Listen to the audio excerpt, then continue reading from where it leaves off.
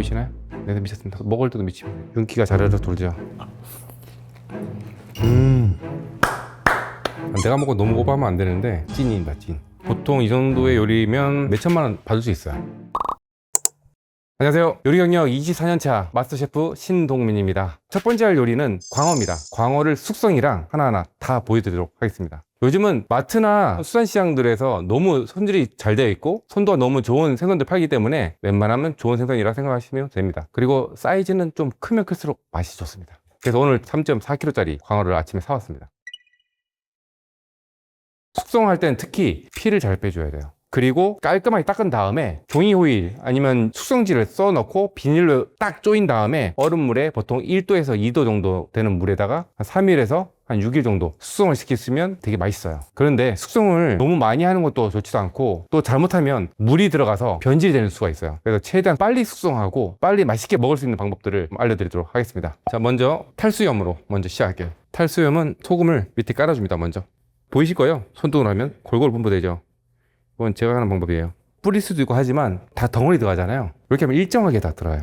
탈수염 하는 이유가 얘네들이 살아납니다. 근육을 살릴 거예요. 다시 이렇게 해서 다시 소금을 뿌려줍니다. 저는 꽃소금을 따로 구워요. 구워서 가루를 냅니다. 그러면 마그네슘 그 쓴맛이 없어져요. 조금만 기다려주면 결과값이 나올 거예요. 좀 기울여줘야 돼요. 왜? 물이 흘러내릴 거예요. 이 소금으로 하는 이유가 뭐냐면 소금이 간을 하는 맛도 있지만 소금을 해서 아미노산 상승작용으로 수분이 빠져나와요. 그리고 생선이 가지고 있는 게 딱 세 가지인데 감칠맛, 수분, 그리고 비린내, 그걸 잡아주는 게 이렇게 소금을 짜 보이시죠? 다시 살아납니다, 얘네들이. 그래서 이 근육이 움직임으로써 펌핑 효과로 수분을 더 빨리 배출하게 돼요. 보이시나요?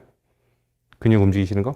15분 정도 얘는 둘 겁니다. 자, 눈물 흘리고 있죠? 지금 보이시죠? 이제 이게 비린내하고 이런 것들 다 빠지고 있습니다. 자, 또 다른 방법, 다시마. 통째로 하기에는 시간이 오래 걸려요. 그래서 슬라이스를 한 다음에 고부지매를 할 겁니다. 고부지매를 할 때 중요한 게 뭐냐면 너무 오랫동안 두어버리면 얘가 가지고 있는 끈끈한 알긴산이 있어요. 그게 늘어지는 맛이 좀 역으로 과하다는 느낌도 있고 식감이 낫또의 그 끈적함, 그런 느낌이에요. 나는 얘 맛에 충분한 풍미만 먹고 싶어 할 때는 좀 짧은 시간에 숙성을 시키기 좋고, 또 슬라이스를 해서 더 빠른 시간에 맛만 살짝 넣고 빼는 것도 괜찮습니다. 근데 물론 너무 얇아버리면 맛이 너무 또 지나치게 들어가요. 그래서 적당한 사이즈로 도톰하게 잘라주면 좋다. 어떻게 자릅니까? 라고 질문이 있는데 요거는 그냥 먹으면 좀 더 얇게 해요. 그런데 조금 더 살짝 두껍게 합니다. 그리고 제가 겹치잖아요. 두꺼운 부위를 더 닳고 이 안쪽에는 다시마 향을 안 넣으려고 그래요. 제가 다 이런 거 다 계산해서 하는 겁니다. 자, 여기서 다시마가 있는데 종종 있으시면 키친타올이라든지 가볍게 적신 다음에 이렇게 한번 닦아주십시오. 왜냐면 말리는 동안에 이물질들이 묻어 있어요. 그래서 가볍게 이렇게 씻어주는 게 좋다. 술로 이왕이면. 여기에도 가볍게 소금이 좀 필요합니다. 소금을 좀 넣어주십시오. 삼투압보다 더 빨리 침투가 됩니다. 가볍게만 하십시오. 왜? 다시마도 기본 면분이 있어요. 그래서 가볍게만 해주면 돼요. 이렇게 드시면 그냥 먹어도 기가 막힙니다. 재밌어요. 그 맛을 알아버리면 무섭다는 게 이렇게 드시면 좋습니다. 자, 이렇게 덮어주면 좋다. 이렇게 해서 이제 랩으로 여기서 한 20분 정도 할 거예요.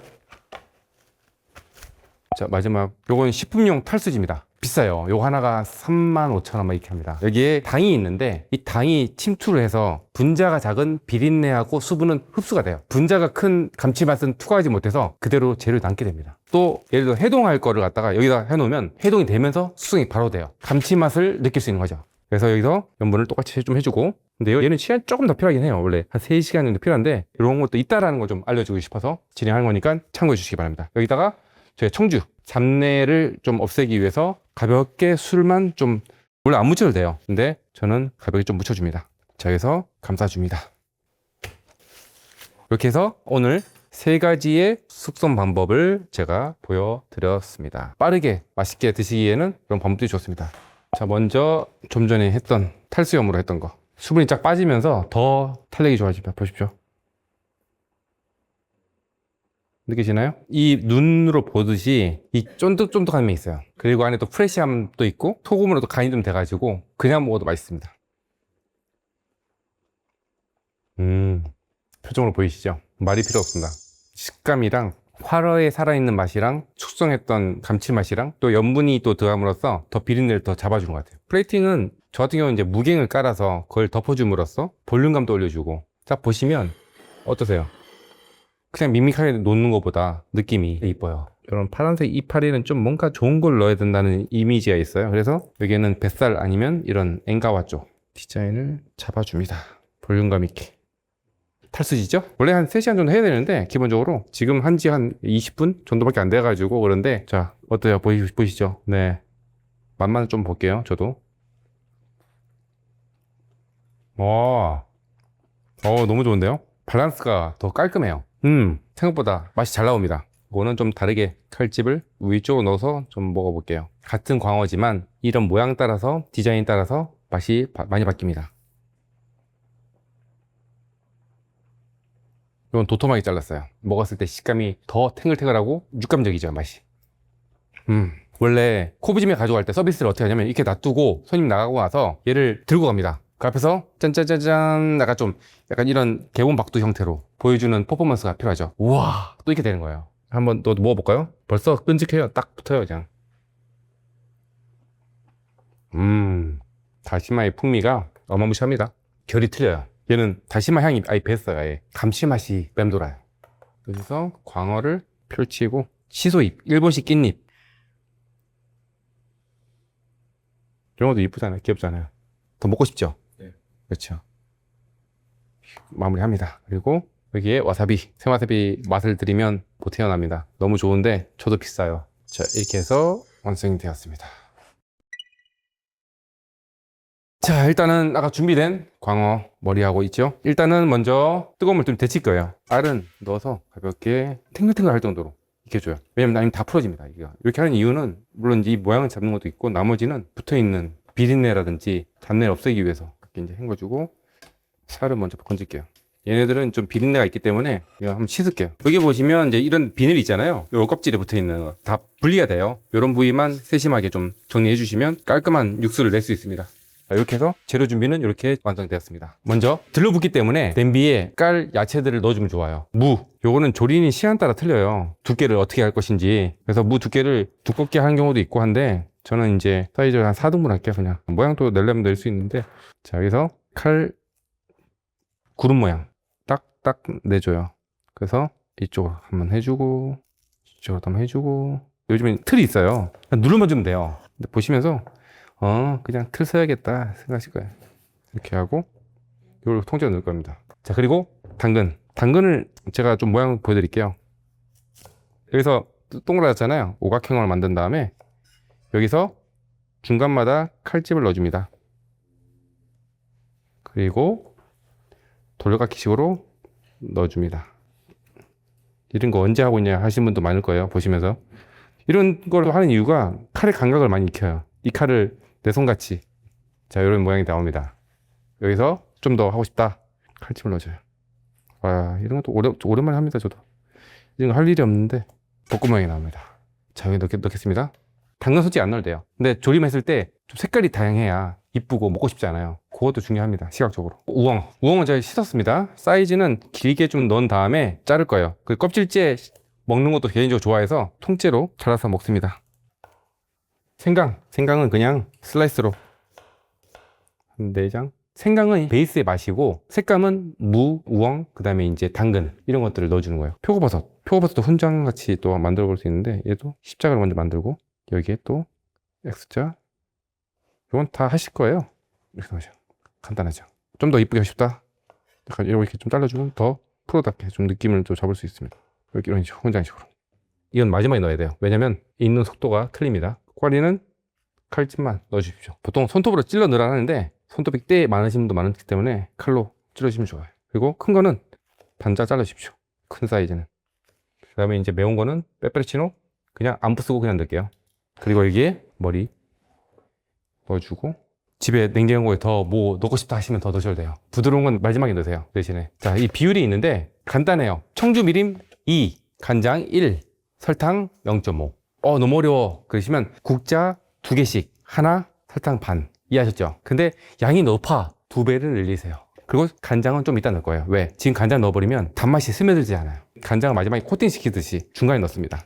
자, 여기에 왜 다시 육수 이런 거 안 넣습니까? 색깔이 맛있게 안 나와요. 국물 형태의 조림이면 저는 다 넣어요. 하지만 맛있게 색깔까지 이뻐야 된다? 그러면 저는 그냥 이대로 갑니다. 자, 끝이에요. 간단하죠. 호일. 지식 사이드 분들은 이 호일에서 나오는 또 이 성분 또 얘기하실 것 같은데, 네, 요건 그냥 집에서 편안하게 드실 수 있는 부분이라 양해 좀 부탁드리고요. 호일이 이 닭똥을 다 덮이면 안 돼요. 끓여주면서 날아가야 돼요. 수분이. 졸여져야 돼요. 근데 위에가 떠 있잖아요. 같이 한 대에 어우러져야 되는데 이 양을 봤을 때 어때요? 모자르잖아요. 그래서 위를 덮어줌으로써 같이 한 대에 어우러지듯이 계속 끓여줘야 됩니다. 이렇게 덮어서 끓이겠습니다.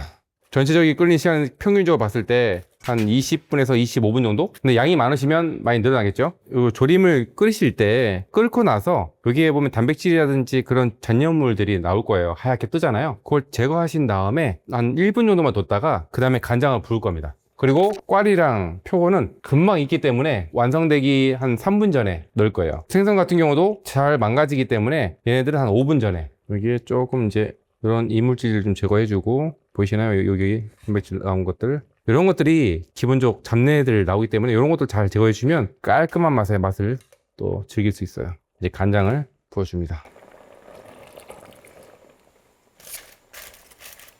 자, 여기서 좀 많이 졸여지니까 강화 좀 넣을게요. 표고랑 이런 거면 좀 더 넣고 알은 좀만 더 끓이겠습니다. 끝나기 한 5분 전인데 지금 국물이 좀 있어가지고 표고버섯은 보시고 만약에 표고가 너무 쫄아지고 있어 그러면 미리 건져 넣으셔도 돼요. 이렇게 이제 알을 다 넣을게요. 거의 다 졸여져 가지고 이제 국물도 거의 많이 없어졌고 마무리 단계입니다. 이게 양이 줄어들면 끝이에요. 조림이 너무 바짝 졸이는 것보다 국물은 조금 있어주면 좋아요. 자, 지금 거의 다 끝났습니다. 이제 이대로 마무리하겠습니다. 보이시나요? 네, 미쳤습니다. 먹을 때도 미칩니다. 자, 이제 조림이 완성했고요. 딱 봤을 때 어떠세요? 윤기가 자르르 돌죠.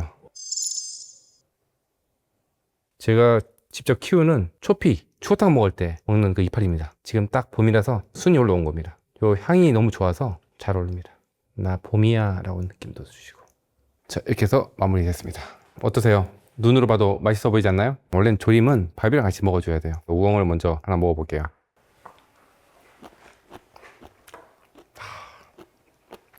간이 잘 스며들었네요. 자, 이제 조림 소스랑 버무려서 같이.